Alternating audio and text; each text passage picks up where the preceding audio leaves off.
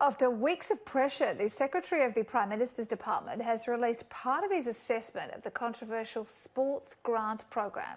While the Nationals are finally putting up a united front in the wake of damaging leadership tensions, as Michael McCormack embraced a party turncoat.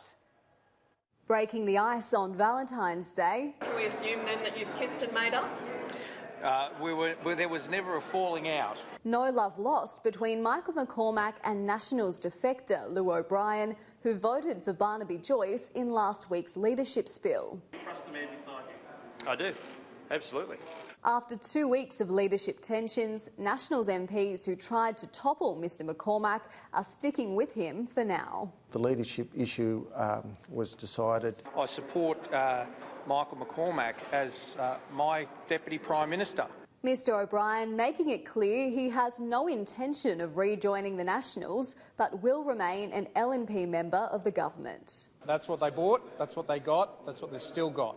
While Nationals MPs take a break from sniping at their leader, the Prime Minister is under renewed pressure over the sports rort saga after his key defence of the $100 million program was challenged by the Auditor-General. You did find that no ineligible project or application was funded. No, Senator, that's not what we found. The government maintaining the sports clubs that received money were eligible when they were first assessed by Sport Australia. Now, that was the independent body that was commissioned to make sure that it ran the ruler over every project. But by the time the funding was handed out, audit officials say 43% of projects did not meet the guidelines. Late applications were taken on board, which were ineligible under the guidelines.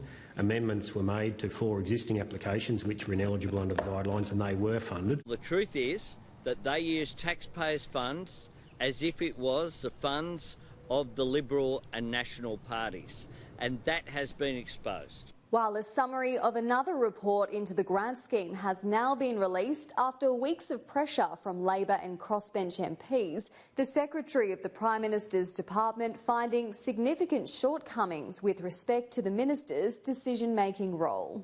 After Bridget McKenzie ignored some of Sport Australia's recommendations on which clubs should be awarded funding, Philip Gations ultimately clearing the program of political bias, despite the Auditor-General suggesting it favoured marginal electorates. Eliza Edwards, Sky News, Canberra.